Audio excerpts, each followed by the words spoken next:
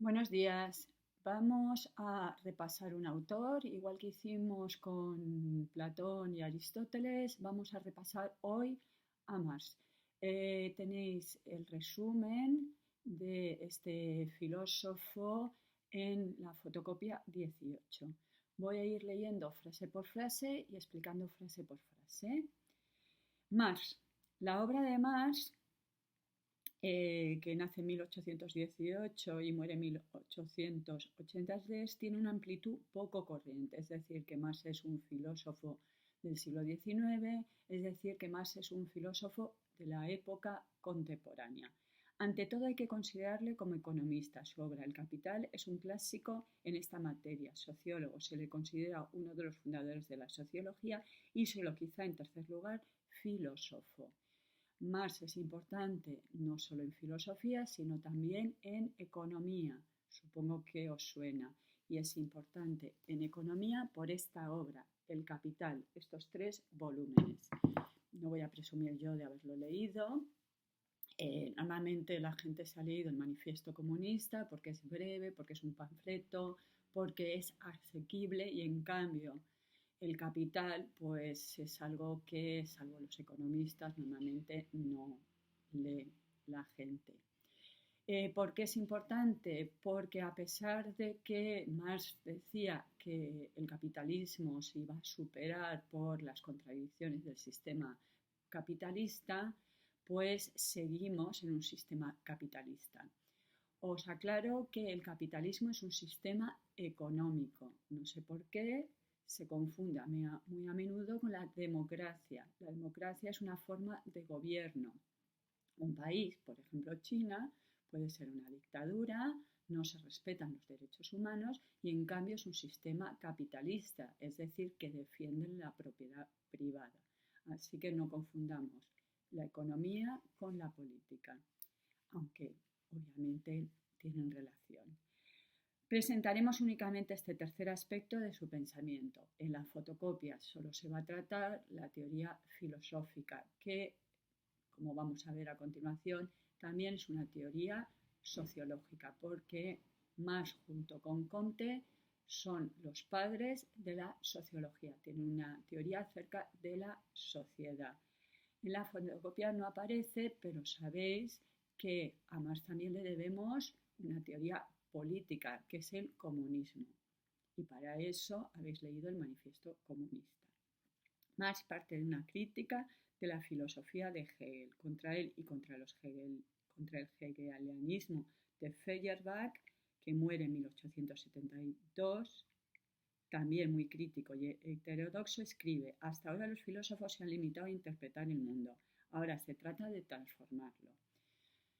Marx es discípulo díscolo de Hegel, como ya habíamos tratado. Recoge teorías de Hegel, pero es muy crítico. Podemos decir que el sistema de Marx es una inversión del sistema hegeliano. ¿Y qué quiere decir la frase de hasta ahora los filósofos se han limitado a interpretar el mundo?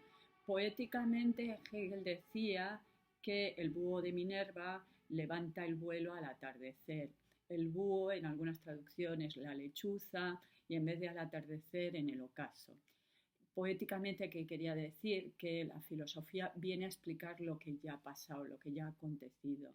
¿Cuál es el problema de explicar lo que ya ha pasado? Que si yo estoy explicando lo que ya ha pasado, estoy justificando, estoy diciendo que las cosas son así y no pueden cambiar. Lo que pretende Marx y Engels es transformar la realidad. Y pregunta, ¿lo consiguieron? Pues obviamente sí. Seguramente el marxismo, el comunismo es de las teorías que más ha influido en la sociedad, para bien o para mal, ¿de acuerdo? Algunos dirán que qué horror los países comunistas como Rusia, China, Cuba. Para otros es que realmente esos países no eran comunistas y también las teorías comunistas influyeron en los países capitalistas, ¿de acuerdo? Pero lo que es innegable es que las teorías de Marx y de Engels transformaron el mundo. En efecto, para Hegel la filosofía es una justificación de la realidad, pero la realidad, piensa Marx, no puede ser justificada. Lo que sucede es la opresión y la miseria del proletariado. Entonces, para Marx no hay que justificar la realidad, hay que transformar la realidad. ¿Y por qué hay que transformar la realidad? Porque la sociedad de su época, estamos en el siglo XIX, es una sociedad que oprime, que explota el proletariado. ¿Qué es el proletariado? Vale. Proletariado es la clase obrera, pero cuidado, no todos los obreros son proletarios. El proletariado aparece con la industrialización, es decir, en la Edad Media había obreros, había gente que construía casas, por ejemplo, pero no había proletarios. Cuando empieza a haber fábricas, se necesita mano de obra para esas fábricas y esos van a ser los proletarios. Y cuidado, pensemos que quienes trabajaban en las fábricas eran niños. Normalmente os pongo las fotografías de Lewis Hines, de niñas en los telares y niños en las minas, o niñas y niños vendiendo ostras, que había que abrir, y abrir ostras pues es un trabajo arduo, ¿vale? Ese tipo de trabajos los hacían los niños de 10 a 15 años, así que no pensemos en señores de 50, pensar en jóvenes como vosotros. Y esos son los proletarios. Por otro lado, Hegel defendía un idealismo según el cual la realidad es la manifestación de la idea o el espíritu. Ya vimos cuando hicimos una breve historia de la filosofía, las distintas etapas, que las teorías de Hegel son un idealismo frente a las teorías de Marx que son un materialismo. Por eso os decía que las teorías de Marx son una inversión de las teorías de Hegel. ¿Y por qué las teorías de Hegel son un idealismo? Porque él considera que la idea, pongamos por ejemplo la idea de libertad, es lo que transforma la historia. Y en cambio, para Marx no es las grandes ideas como la libertad, sino las condiciones materiales. Por eso es un materialismo. Yo os dije que cuidado. Idealismo, materialismo también es una teoría metafísica. Platón es idealista porque para él el verdadero ser son las ideas y Epicuro es materialista porque considera que solo existe la materia. Así que cuidado porque hay teorías idealistas y materialistas, pero no tienen relación con la historia, sino que son teorías metafísicas. Marx realiza aquí una total inversión y afirma que es, al contrario, el mundo de las ideas, que recibirá el nombre de ideología, el que es una manifestación y consecuencia de la realidad material, es decir, socioeconómica en que vive el hombre. Aquí nos encontramos con otro término del pensamiento marxista, que es la ideología. La ideología, en principio, es las creencias, las teorías, incluso los sentimientos que hay en cierta época. Pero para Marx, la ideología es una falsificación, es un engaño, es el modo en que la clase dominante domina a la clase explotada. Para dominar, las clases dominantes no utilizan la violencia. Los amos en la época antigua o los señores feudales en la época medieval o los burgueses en la época de Marx no requieren de las armas para que los proletarios trabajen en sus fábricas o para que los siervos trabajen en la época medieval o los esclavos trabajen en la época antigua, sino que se sirven de ideología. Hemos leído un texto de Aristóteles donde justifica que haya esclavos. Eso es ideología. Más teorías. Hemos visto que en la época medieval se consideraba que Dios había creado la sociedad por estamentos y se justifica.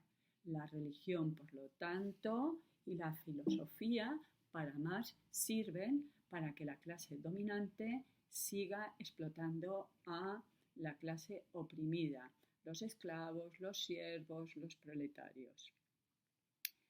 Las condiciones materiales de vida y en especial el sistema de relaciones de producción son aquello que determina todas las demás dimensiones de la existencia.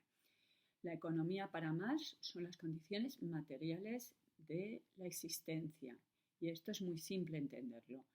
Cómo come la gente, cómo se calienta en invierno, cómo huye del calor en verano, cómo es capaz de alimentar a sus hijos. Esas son las condiciones materiales y eso es la economía para Marx, ¿de acuerdo? Cómo subsiste un pueblo y cómo es capaz de dar de comer, de alimentar, de cuidar, de sacar adelante a su prole, ¿de acuerdo? Los proletarios son aquellos que lo único que tienen son su prole, sus hijos, de ahí viene la palabra proletario. La palabra proletario venía de Roma y eran aquellos que solo podían contribuir al imperio dando sus hijos para que fueran soldados, ¿de acuerdo? Y los proletarios en la época además lo único que tienen son sus hijos que ponen a trabajar en las minas o en las fábricas. Sin embargo, Marx acepta plenamente la dialéctica hegeliana de la historia. Esta es, en efecto, un proceso movido por la contradicción interna, pero una vez más son las contradicciones materiales las que mueven la historia. Un texto famoso resume este planteamiento. Entonces, Marx es materialista, no es idealista, pero sí que acepta la dialéctica hegeliana. ¿Y qué significa esto de la dialéctica hegeliana? Que lo que mueve la historia, lo que produce cambios en la historia son las contradicciones. Y ya tenéis ejemplos de contradicciones que hemos visto. Según Marx, la historia es la lucha de clases. Siempre ha habido oprimidos y opresores. Y esos van cambiando. En la antigüedad, el amo y el esclavo. En la época medieval, el señor feudal y el siervo de la viuda.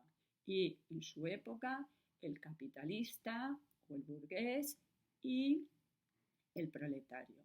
Y como están en lucha, por eso, tarde o temprano, habrá una revolución y habrá un cambio.